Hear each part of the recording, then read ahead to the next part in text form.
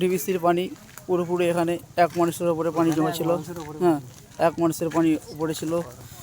সবাই খুবই কষ্টের মধ্যে কাটিয়েছে।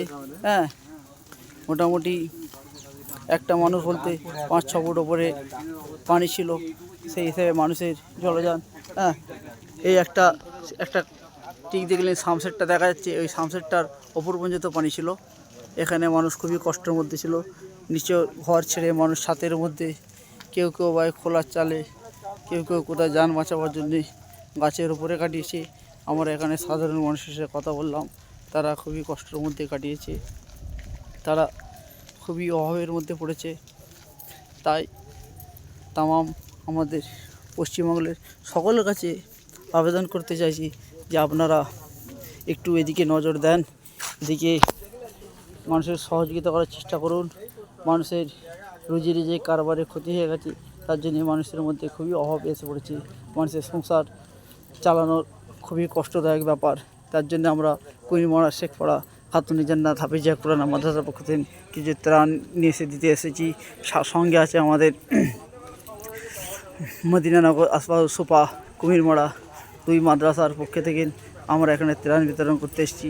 আমাদের সাথে বহু মানুষ আছে, বহু পরিচিত মানুষ আমরা সকল মিলে এখানে এসেছি মানুষের কাছে, মানুষের স্বার্থে, মানুষের অভাব অনটনা দূর করার জন্য এসেছি।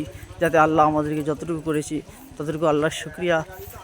আমার আল্লাহ পাক যেন আমাদেরকে ভবিষ্যতে যে কোনো বিপদে এরকম এক ঐক্যবোধ হয়ে একসাথে মানুষের পাশে দাঁড়াবার তৌফিক দান করেন। আমার আল্লাহ পাকের রহমত যে আমরা সকল মিলে এসে পৌঁছেছি, সকল কাঁধে কাঁধ মিলিয়ে একই সাথে ঐক্যবদ্ধ হয়ে মানুষের বাড়ি যাচ্ছি, কাছে পৌঁছাচ্ছি, মানুষের সাথে কথা বলছি। মানুষ খুবই কষ্টের মধ্যে আছে, আমাদেরকে দেখে আমাদের সাথে মানুষ খুবই খুশি পাচ্ছে যে এসেছে কিছু মানুষ আমাদের এখানে সহযোগিতায়। আমাদের এই অসহায় টাইমে এসেছেন। এনার মধ্যে মেন উদ্যোগী আছে আমাদের কুইমা শেখপাড়া খাতুন জান্নাত হাফিজিয়া কোরআন